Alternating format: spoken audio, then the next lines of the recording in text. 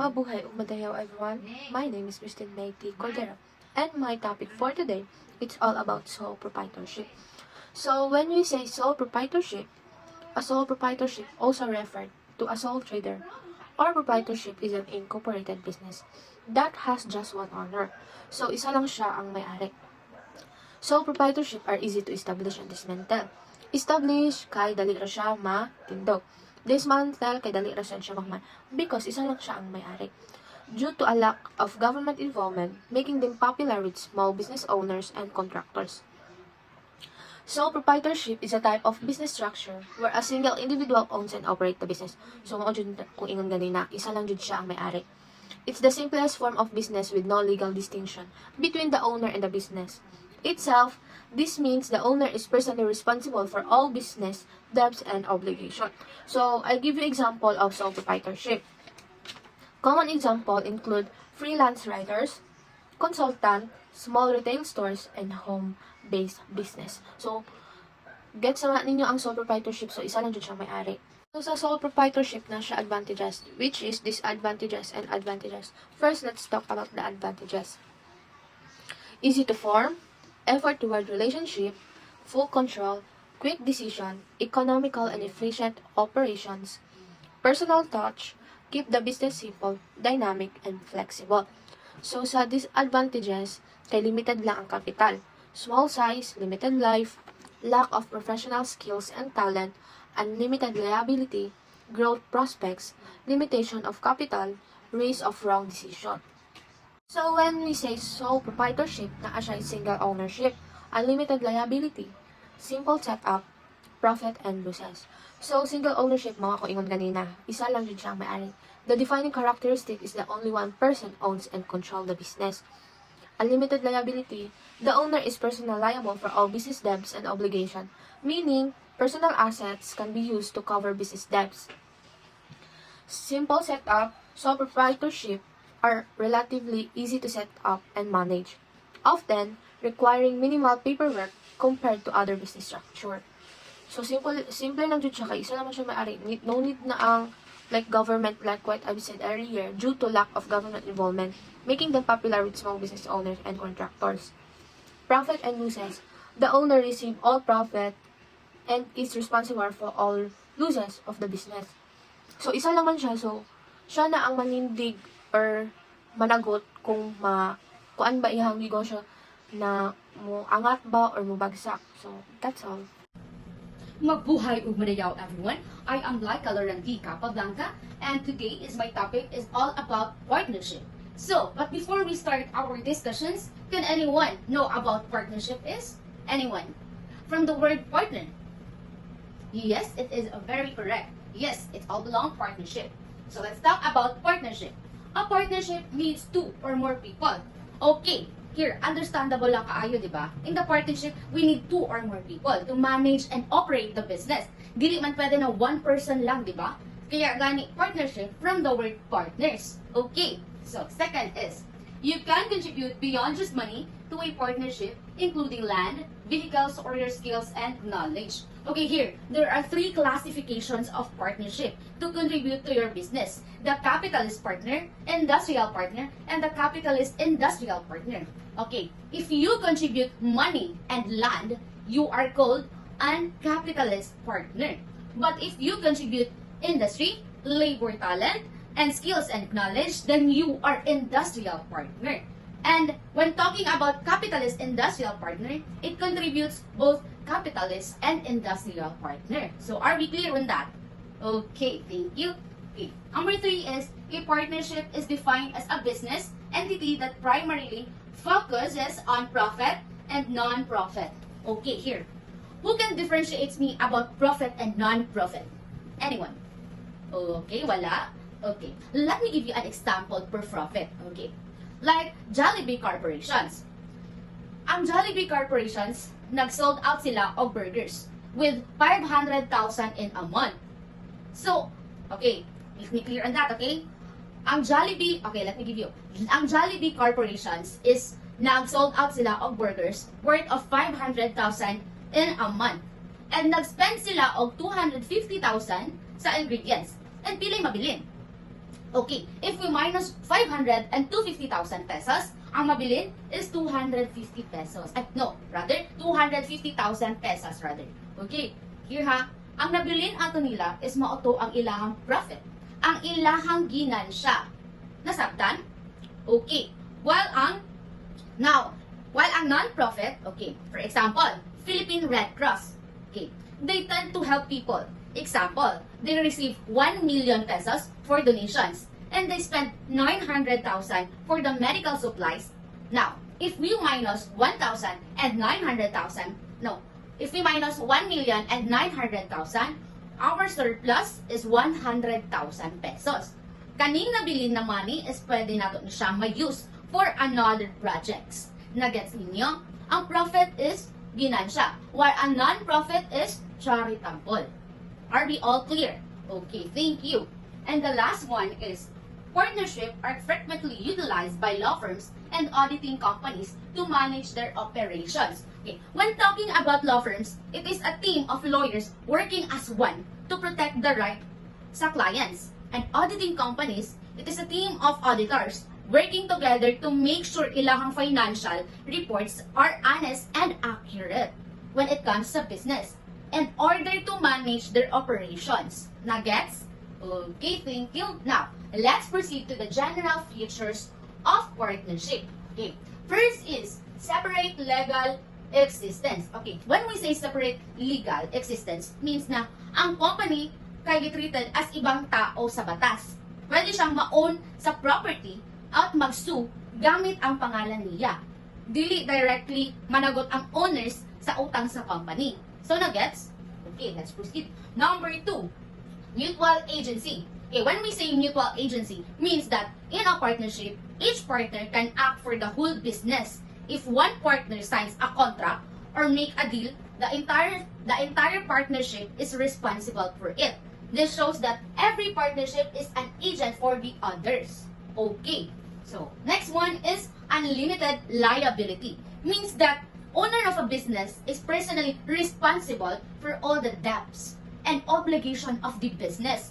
If the business cannot pay what it owns or what it owes, the owner's personal assets like house, car, or savings can be used to pay. So very crucial siya, no? Okay, let's proceed. Okay, number 4 is limited life. Okay, when we say limited life, it is very simple. It means that a partnership does not last forever.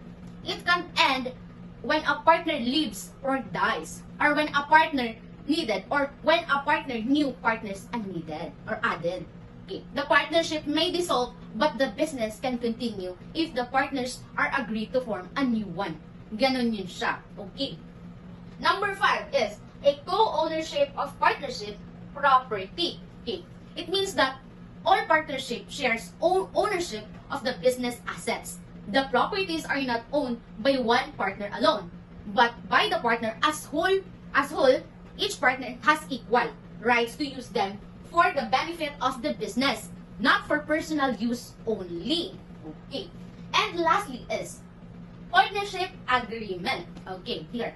Partnership agreement. Okay, there are 3 lessons that I want to go. First is written agreement ng contribution and obligation.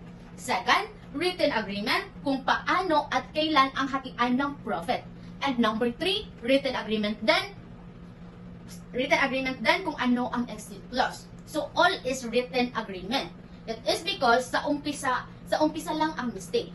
It's because you trust each other. Lahat okay. Pagka nagkagulo, hindi na okay. So all of that is written agreement. Nasabtan? Okay. So that is all. Mabuhay ug madayaw again, and I am Laika Larendi Capablanca. Thank you. Mabuhay ug madayaw everyone. I am JMA Ampong. Today I will discuss about mutual agency and unlimited liability. So first, mutual agency in a partnership means that each partner is authorized to act on behalf on the entire partnership and legally bind all other partners to their decision. For example, if one partner sign a loan agreements to borrow money for the business, all partners are liable for the repaying that loan. So, ang pasabutan na is kung ang isa ka partner is mo perma siya og loan agreement aron makautang kwarta para sa ilang business is masin pag wala nagperma ang isa ka partner is liable yapon siya nga mobayad sa loan. Unlimited liability means business owners are personally responsible for all the company's deeds and obligation with their personal asset like their house or savings. So, ang pasabot sa unlimited liability from the word unlimited is walay katapusan nga bayaran.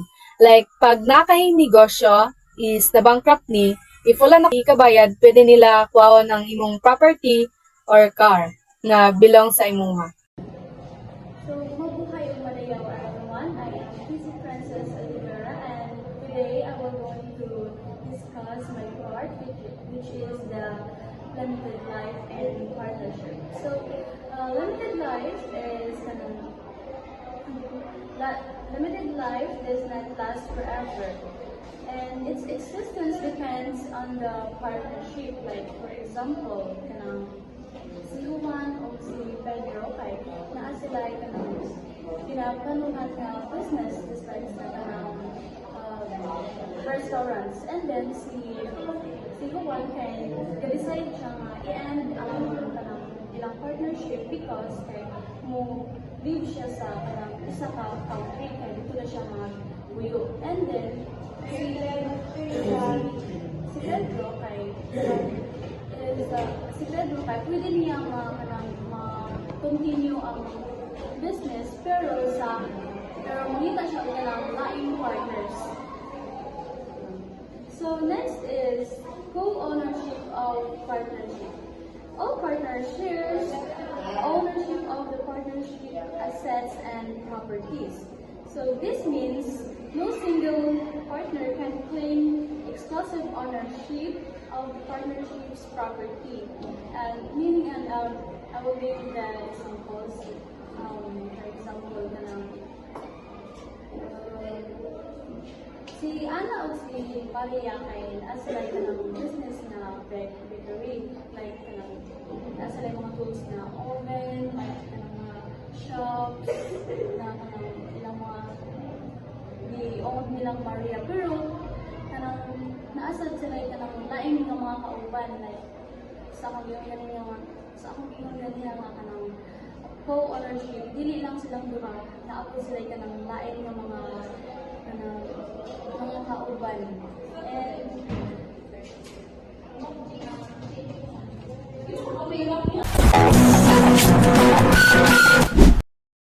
Hi guys, I'm Adrienne Lings, and today I'm here to give you a little presentation of what is the importance of partnership agreement. So guys, ang one is name of the partnership. So before kamusunod sa isa ka partnership is dapat kabalo ka sa pangalan, di ba? Like Predator, ROG, or Republic of Gamers, or etc. etc. Tatog. The second principle of partnership agreement is location of the principal office of partnership. So, dahil na mo sulod ang tama nga pagsulod nimo sa partnership. So, like DSIT student ni-apply siya partnership for Predator. Para good example. So, Predator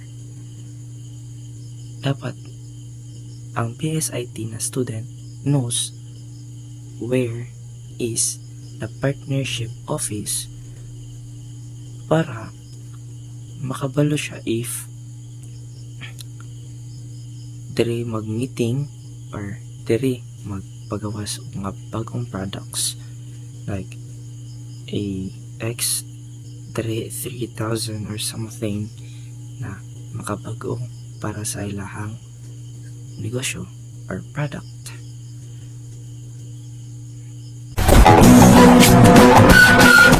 Third principle is the name, the citizenship, and the residence of the partnership partner.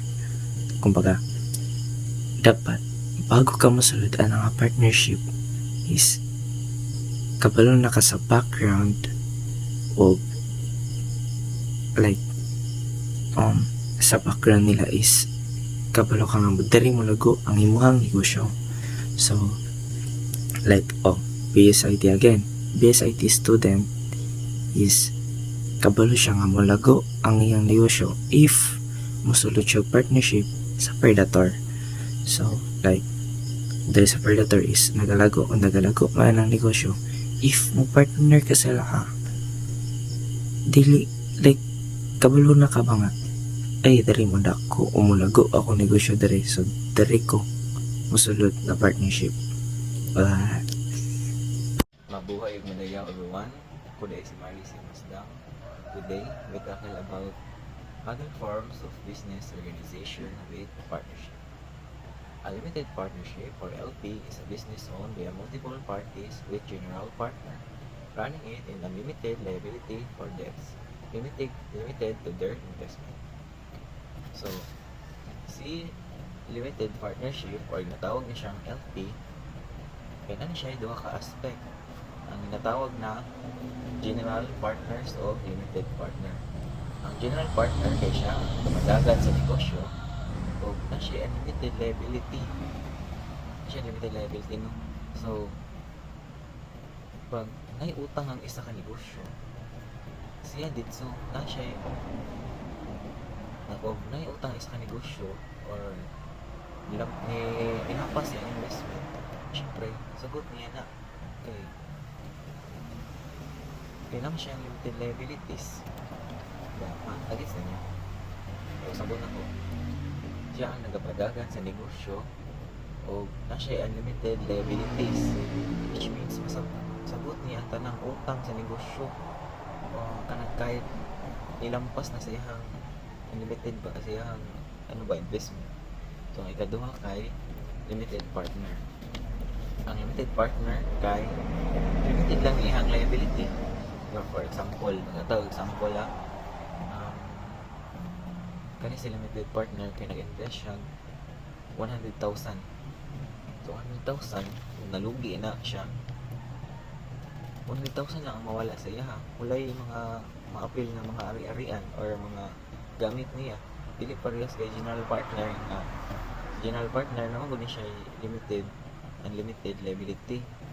So, possible, pwede makuha niya ang ari-arian or ihang ibaligya para lang sa iyang investment. So, kanipod si limited partner kay unlimited, since limited naman siya. So, kung si invest niya, more po ito mawala sa iya. Hello, ano ba? So, balik tayo sa ikaduha. Limited liability partnership or LLP are type of a partnership consisting of general partner with limited legal liability and equal control, making them easy to establish and maintain. So, ano siya si limited liability partnership or LLP? Lahat ng partners dito ay limited liability at pantay-pantay ang control. Ibig sabihin, kung may utang o kaso ang negosyo, hindi agad itong kunin ang personal na ari-arian ng bawat partner. So, it means pag mag-invest ka sa iya ka, mag-invest kasi sa negosyo, pantay-pantay ang pagkakato. Dili pod kuwaotan mga dili sa makuha imong ari-arian, no? Or imong mga gamit, kumbaga. Mas madali itong i-manage at mas ligtas kumpara sa ordinary partnership. Example, law firms or accounting firms dalasang gumagamit ng NLP para protektado ang personal assets ng mga partner. So, dahil sa LPD ay pwede protektahan imuhang mga investment or mga gamit if malugi man imuhang invest ang negosyo. So, that's ninyo. So, ikatulo, limited liability company is a business structure that provides protection against liability and allows for pass-through taxation. So, si limited liability company or natawag na siyang LLC, isa itong business structure na pinagsamang katangian ng korporasyon at partnership. Katulad ng korporasyon, may protection laban sa liability ang may-ari o ginatawag na siyang owner. Katulad ng partnership, pwede rin dumaan sa pass-through taxation. Dili na doble ang buwis. Diretso sa income ng owners binabawas. So, dili na siya mawagig buwis. Dito na siya kaltas sa owners. Sample, kung may utang ang negosyo, ang babayaran lang ay galing sa pondo ng company, hindi sa bulsa ng may-ari. Kung may kautang daw ang isa ka negosyo, dili na bitso bayaran so gikan sa pondo ng kumpanya, kundi kaltas na ni sa bulsa ng tag-iya sa company. Mabuhay ug madayo everyone. I am Luis J. Perezares and now I will explain what is corporation. A corporation is an incorporated entity established through low-cost operation with succession rights, expiring powers, assets, and properties as stipulated by law. In simple words, ang corporation daw kay mga negosyo or business nga legal o registered or even mag-ilis-ilis tag-iya kay sa isang corporation mapadayon gyapon ang business. A corporation is an artificial entity distinct from its owner. Ang corporation kay isa ni ka legal nga porma sa negosyo o lahi ni siya tag-iya. These are four things that corporation emphasize. First, kay corporation is an artificial entity distinct from its owner, which means ang corporation is dili person, separate siya sa mga owners, so even maglahi ang tag-iya, it's still the same. Second is a corporation is formed through the operation of law and individuals cannot form it independently. Dili pwede nga isa katawo maghimo ani, kailangan ni siya mosunod sa process and law. Third is a corporation has the right of succession which can be transferred to others through sale, donation, or any others method, meaning magpadayon gyapon siya bisan ibaligya or ihatag kung mamatay ang tag-iya. Mono ang negosyo tungod kay nag-ilis og tag-iya. The last one is the law grant corporation powers and attributes but also restrict their authority and performing act due the law.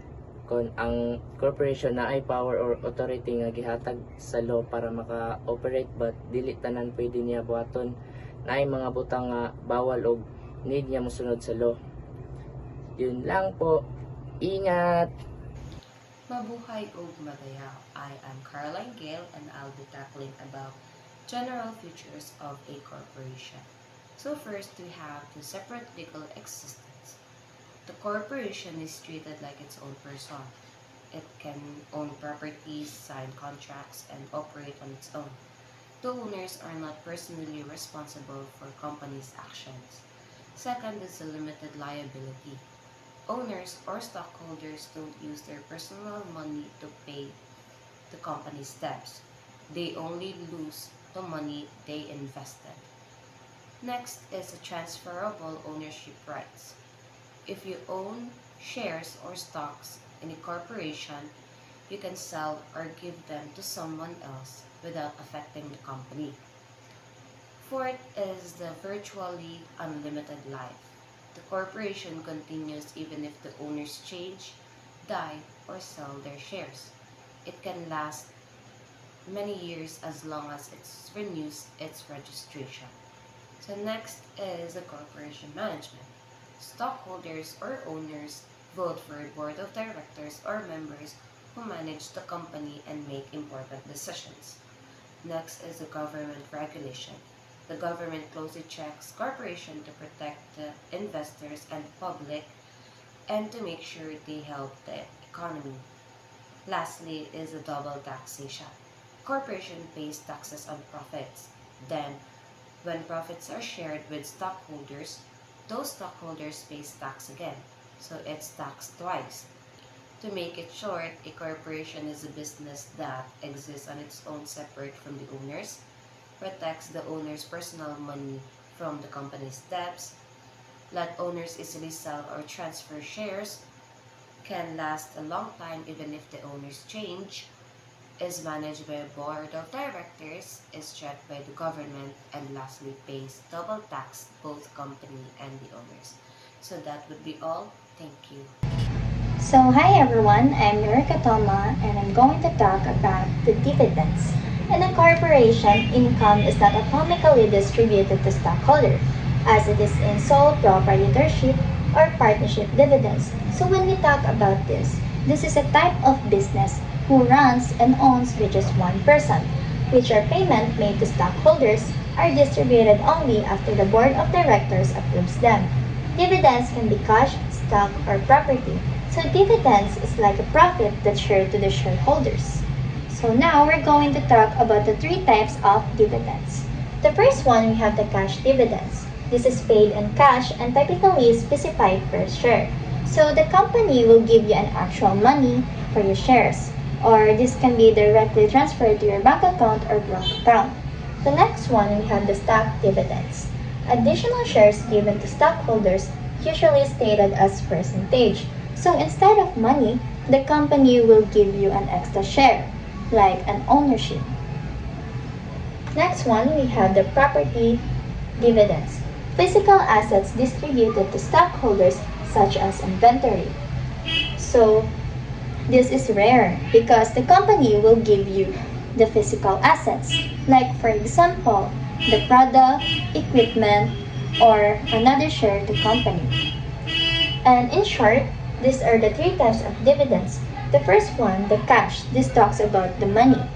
While the stock, this talks about the shares. While the property, this talks about the things. And now we're going to talk about the cooperative. Cooperative in the Philippines, a cooperative is a registered association of individuals who voluntarily join together for a common social or economic end, making equitable contributions to their capital and accepting fair shares of the benefits. So this is a people where they join together for further contributions and to share their benefits for a common shared goal. So if you guys were very curious about the difference between the corporation and cooperative, then I will explain it to you. So guys, please take a note. So corporation, this talks about the profits that is shared by the shareholders. So this is based on how much they invested their money to the company or to their businesses. While the cooperative, this is a profits that's shared by the members based on how they use the product to buy, to sell, or to retail. And the reward for this is to participate into using their services. So I hope you guys understand the dividends and the types of dividends and the cooperative. And lastly, income of a cooperative net surplus belongs to its members.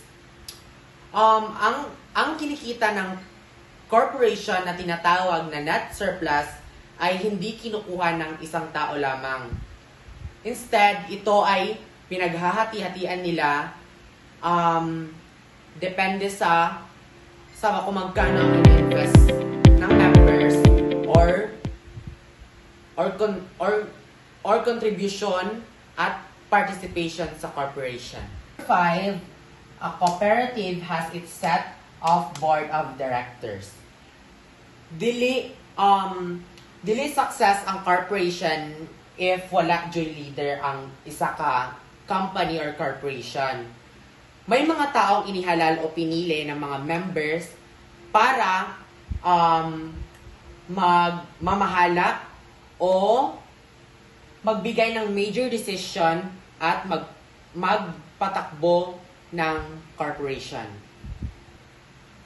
Number 4 is it shall exist for a period not exceeding 50 years from the date of formation. The cooperative term may be extended for periods not exceeding 50 years. Ang corporation ay legal na nag-i-exist hanggang 50 years mula nang ito ay itinatag. Pag lumipas na ang 50 years, pwede namang mag-renew ng another 50 years if gusto pa ng ibang members. Number 2 is it has the right of succession. Continuous ang existence ng corporation even na ay namatay or na ay nawala na members. Hindi ito natitigil, Hindi ito natitigil dahil sa pagkawala ng isa o ilang members. Now, the assigned topic that given to me is other characteristics. Number 1 is it can be sued and be sued under its own name. Ang corporation is may legal identity. Pwede itong idemanda or pwede siyang magdemanda gamit ang corporation mismo. And also, hindi na kailangan na isa-isahin pa ang members.